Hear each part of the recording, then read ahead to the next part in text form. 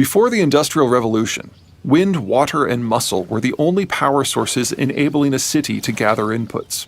That put a hard cap on city size. The technologies of the Industrial Age expanded a city's reach by orders of magnitude, and enabled concentrations of resources in ways previously unheard of. But this very expansion made cities ravenous. Bigger cities with more economic activity require more inputs to fuel that activity. It is a bit like the old adage where cities needed 100 times their land area for charcoal, but now they needed wheat for food, iron ore for steel, oil for fuel, limestone for concrete, copper for wiring, and on and on. Cities expanded their reach to broader regions out of necessity. Regions expanded their reach to empires for the same. The Americans conquered the West and funneled its agricultural bounty and material resources to the cities of the East Coast. The Japanese did the same to Manchuria. The Europeans harvested their empires. The very nature of the new technologies ensured both imperial expansion and the conflicts over access that would contribute to the competition and mutual loathing that culminated in the World Wars.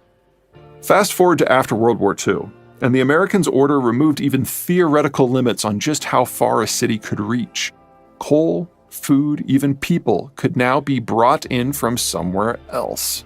Establishing control of the areas a city needed to harvest, was no longer necessary.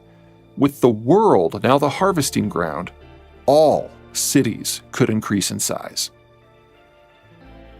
A central feature of the pre-industrial world was the imperial centers. All enjoyed some magic mix of mild climate and flattish terrain and maritime and/or riverine access, which granted not simply a leg up on the local competition, but enough strength and stability to reach out and conquer lands beyond. As the Industrial Age dawned, all were able to leverage centuries of accrued wealth and knowledge to engage in mass manufacturing. But all faced common restrictions. Not all steps of a manufacturing process require the same access to the same inputs. Some need more iron, some more labor, some more coal, some more people with doctorates. But because none of the empires would ever trust one another, it was up to each individual imperial center to muddle through, attempting to host all steps of the production process within their own jealously independent system. The Americans didn't simply outlaw conflict among their allies. The Americans guarded all global shipping as if it were their own internal commerce, ushering transport into an age of utterly inexpensive sanctity. In a world safe for all, the world's successful geographies could no longer lord over and/or exploit the rest. A somewhat unintended side effect of this was to demote geography from its fairly deterministic role in gauging the success or failure of a country to something that became little more than background noise. Those geographies once left behind could now bloom in safety. Nor did most old imperial centers overly mind. A process that the old imperial centers did not excel at, such as the relatively low value-added process of pulling aluminum metal into wires or the cobbling of shoes, could be outsourced to another location, a newer, rising player in the now globalized system that could do it more efficiently and competitively. The ever-collapsing cost of transport, combined with the American-caused sanctity of said transport, enabled work that used to be done all in one city to be hived apart into 100 different locations across the globe. Shipping, once restricted to only raw inputs and finished outputs, now serviced a seemingly endless array of intermediate products. The modern, multi-step manufacturing supply chain was born. By the 1960s, such supply chains had become common, in automotive and electronics in particular.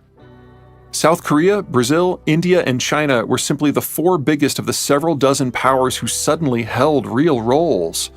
Many of the core areas that had done so well in the decades and centuries before Bretton Woods, the American Steel Belt and Canaled Britain come to mind, rusted into memory under the onslaught of these unheard-of competitors.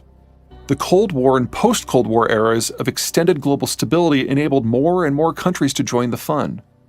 The new players didn't only join the game in different decades, they advanced at different rates, populating the world with more and more countries at wildly different levels of technical sophistication.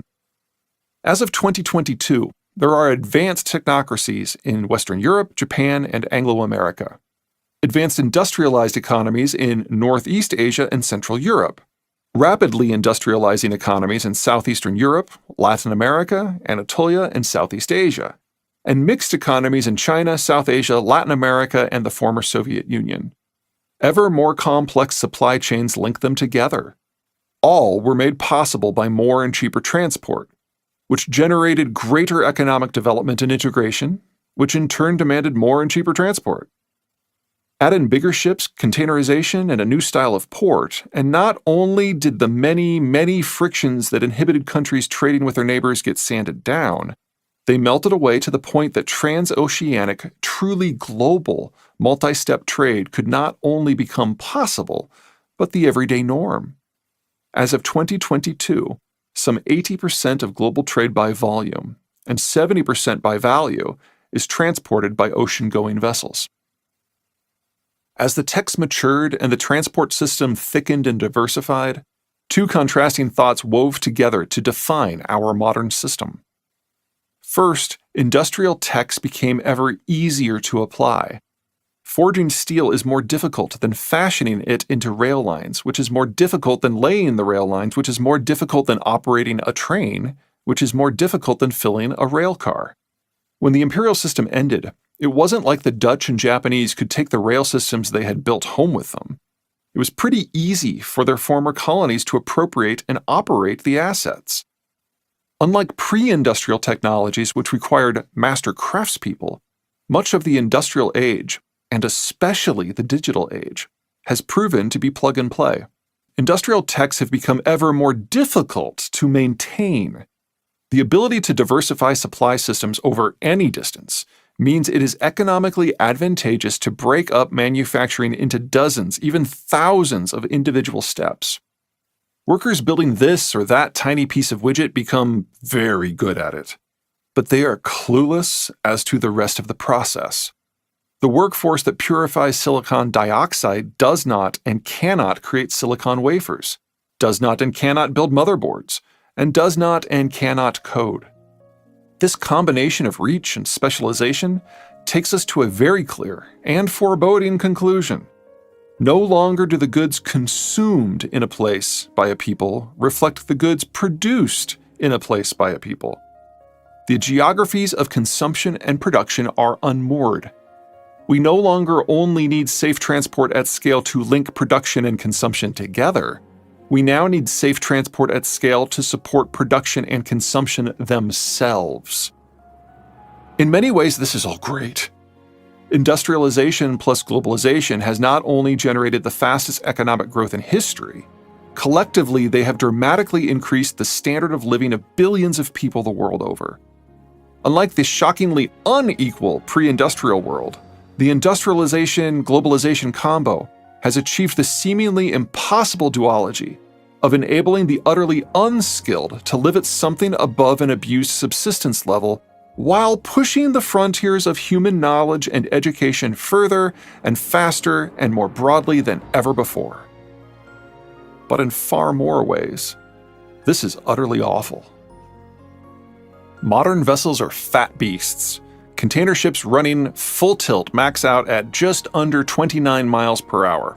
Bulkers at half that. The fastest civilian ships we have are passenger cruise liners, mostly because they are mostly empty space. No joy in refitting them to ship corn. Modern transoceanic container ships hold thousands of containers, more than half of which are packed to the gills with intermediate goods essential to the fabrication of pretty much all manufactured products. Those intermediate products are built by a workforce who only know how to produce one specific piece of each product, particularly at the lower quality end of the scale. Smart countries can do less smart work. A semiconductor fabrication facility that makes chips for server farms can also make them for automobiles or toys. The reverse is not true. Modern ports are few, far between, absolutely massive, and typically not co-located with the populations they serve.